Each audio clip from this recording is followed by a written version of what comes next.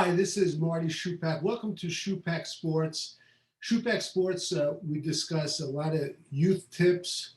We do some interviews and also we capture some parental tips. I like to start out each session, and I don't like to run the sessions long, with a little bit of trivia. We give it every session. Okay, here's a trivia question. There was an old-time actor named Chuck Connors who was in a very, very popular TV series called The Rifleman. Now, Chuck, who was born in Brooklyn, was also an incredible athlete. He played baseball for the Brooklyn Dodgers and the Chicago Cubs. He also played another sport, and the trivia question is, what other sport and what team did Chuck Connors play for? And we'll come back to that at the end of the session. This session, I want to discuss batting practice, not just regular batting practice, but efficient batting practice. I coached in youth baseball for 25 years, and I found that the first few years, my batting practices were not really that efficient. And it took me a couple of years till I really came down to a system where I was able to have the players get anywhere from 20 to 40% more swings, and they became better hitters over the course of the season. So I want to go over a couple of things, what I did, and then I'll show you a chart of how to set it up. Okay, first of all, in most batting practices, too much time are wasted. I find that the ball is thrown around too much unnecessarily, which it shouldn't be done.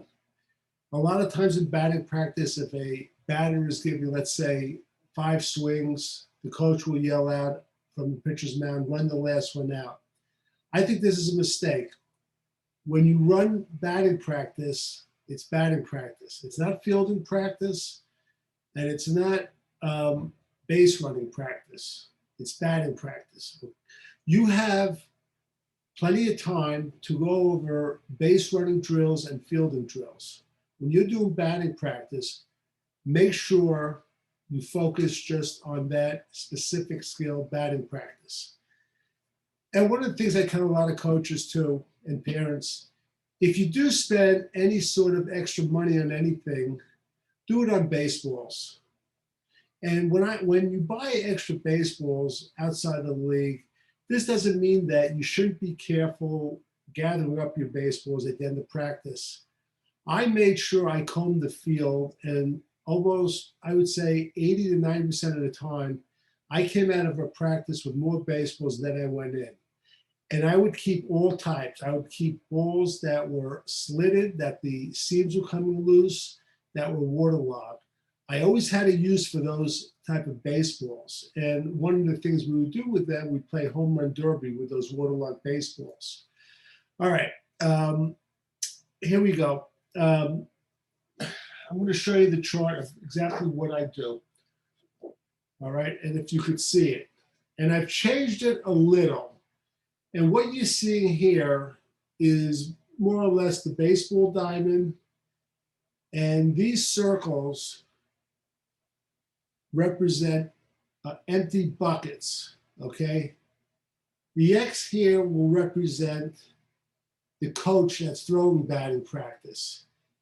And what I do is I have the coach, if it's me, go to the base of the mound and with an L screen. You can't go to the base of the mound unless you have an L screen.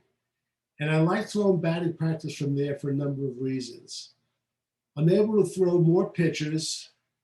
If you have an L screen, it's safer, and I'm able to be more accurate. When I coached, I was in my 40s, 50s, and early 60s, and the older I got, the less accurate I got. So I found that if I was closer to home plate, it would run more efficiently. All right, this is what I have. I have, as I said, I have 2 buckets, one behind the pitcher's mound, and one like right behind second base. And these are 2 cones. And what I've done lately is I set up 2 cones on one side of the field and 2 cones on the other side of the field, one on the first base side and on the third base side. And I do that for the reason that I'm a big proponent of bunting. Whenever I run batting practice, if I give a player five, if I tell them we're going to have 5 swings, the first 2 swings that are not included in the 5 swings, they have to bunt. If they bunt and the ball goes right between the cones or knocks down a cone, they get an extra swing. So if they get 2 chances to bunt the ball and try to get it between the cones, potentially I could get 7 swings. I do that at every practice, and it's an amazing motivational factor, getting players to become proficient, better bunters, and it does work. All right, so I do that. Now, you see here numbered 1 and 2, or actually 2 and 3. The 2 is the second on deck batter, and the 3 is the third on deck batter. And what I do is I have the first on deck batter in the dugout or off to the side with his batting gloves on, ready to hit. So when I say next, he doesn't have to put on his batting gloves or his helmet. He's got to be ready to hit. If he's not ready to hit, I'll go to the next batter. I've done it. And what I do is when they arrive to practice, I give players each a number. So the first person to practice is 1, second is 2, and so on.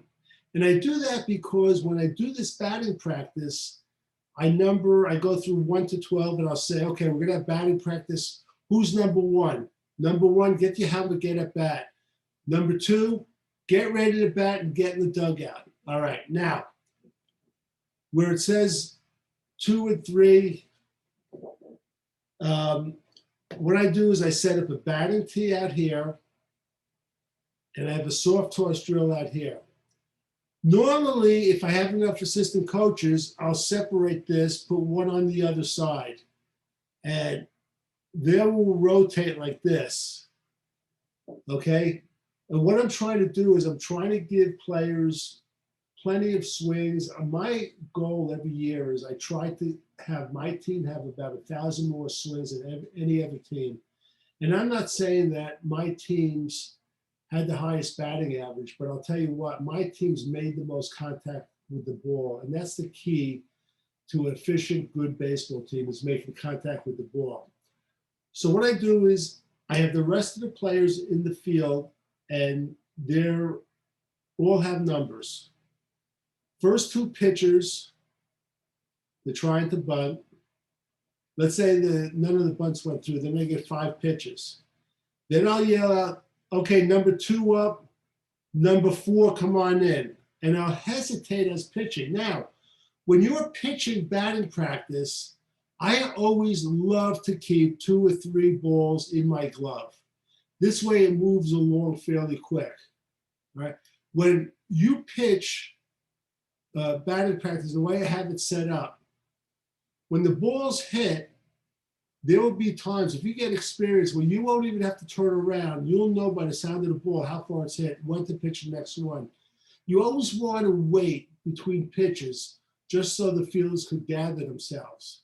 Now, when the fielders field the ball, they're not throwing it to first base.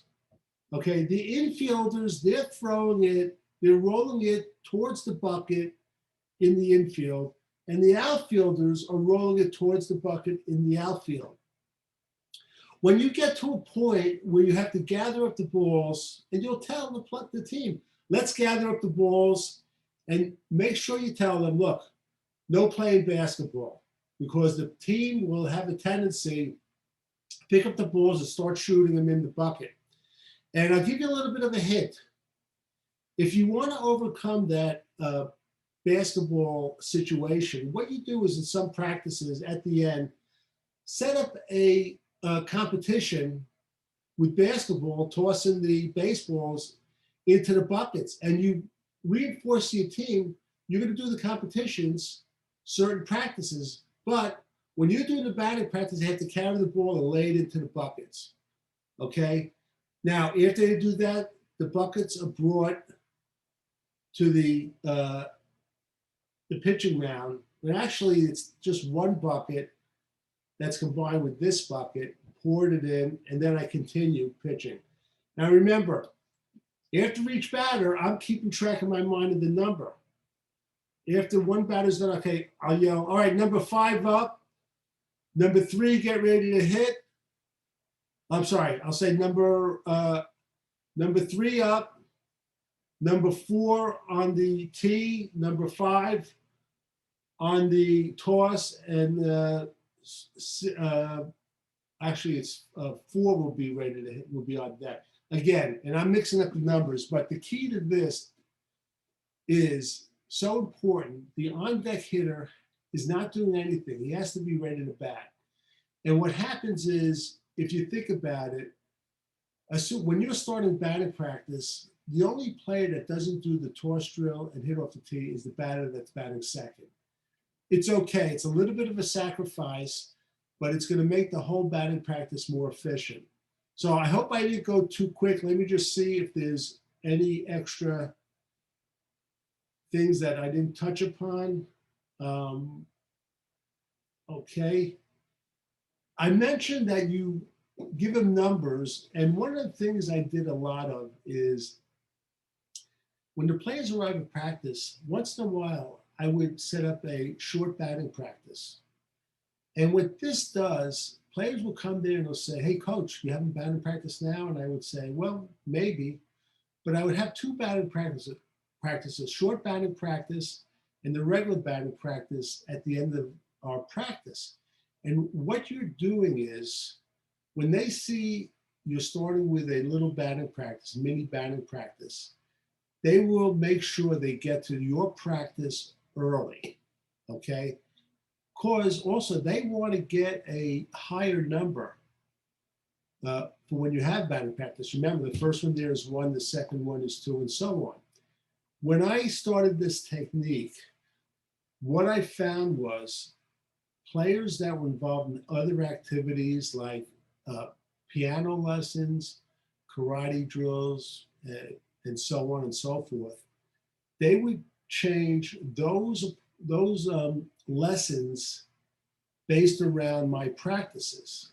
The kids loved coming to these practices. I never had a practice over an hour and a half. Usually it lasts from 1 hour to 1 hour and 15 minutes. The reason I can get away with that, I know how to be efficient practicing. I don't waste any time. I make sure the players get more hits than other teams would, more at-bats, more swings. And I make sure I'm enthusiastic, because you want to make sure the enthusiasm is contagious, okay? And the other thing is, make sure, do not deny your team batting practice. There was one time when I was fortunate, I won a few league championships in a row, and it got to my ego and I thought I created baseball, which is ridiculous. And I decided, okay, I'm going to run practices different. I'm going to do it like an NFL coach. One day it's going to be offense, one day it's going to be defense. What a mistake. Whatever you do, do not deny your team batting practice. Baseball players at all levels, softball players at all levels, for practices, they live for batting practice. And do not deny them that, okay? So that's it. Now, if more information on these batting practices and making sure they're efficient, it's in my book, Baseball Coaching, which I will put a link down. I promise you don't have to buy the book. You could go to your library. I believe it's free on Amazon, Amazon Unlimited. You get the ebook. If you do buy it, I thank you a lot. So make sure they have a very, very good section here on batting practice, and they have over 60 sample practices. Okay, all right. Now, I'm going to talk about a quick parental tip, because everyone is starting school right now. This is being taped right around Labor Day. And when it comes to school, I want you as a parent to be a little more involved than you are, but I don't want you to be over-involved. And especially when it comes to homework, try to be more of a motivator than a monitor, okay? And what I mean by this is I would like you parents once a week take turns. It's not a lot of time. So each parent is going to sit down one day, 1 week, 1 day every other week, which isn't a lot, just to find out what your son and daughter is doing in school. And you want to show an interest. And if you can, you want to relate a story about when you were in his or her grade, because kids really love that. It'll pay incredible dividends. And the fact that you're sitting down with your son and daughter, they will appreciate it. And don't say you don't have time. It's the one commodity that you have to give to your kids. All right. Remember, if you have kids, you're actually worth, you're a trillionaire. Can't put a value on that. So make sure you give them everything you could. Give them 100%. Okay. When I had my 3 kids growing up, and I must confess, um, my wife and I, we spent a lot of time, but my wife was terrific as far as spending time with the homework. I mean, I would come home from work dragging sometimes, exhausted, exhausted after I took a shower. But I would force myself a few times just to make sure I try to sit down with them. But basically, in my household, it was my wife. And try to do it equally. Again, it will pay tremendous dividends. Okay, let's get back to the trivia question. We're going to close out this session. And do me a favor, please subscribe underneath. I want to keep this format going. And please share it with your friends, with your league, with your team, or with your neighbors. I would really appreciate that. I do this right off the cuff. I really don't have any sort of script. I have not like a monitor. I have something written above that, but I don't edit it at all. I mean, I do one take. Whatever comes out of my mouth is it. So if I made a mistake, I apologize. The trivia question was Chuck Connors, the great old actor from the Rifleman TV series. And again, a lot of you may not remember it. He was an incredible athlete. He was brought up in Brooklyn. He played baseball for the Brooklyn Dodgers for a year and the Chicago Cubs. What other sport did he play in?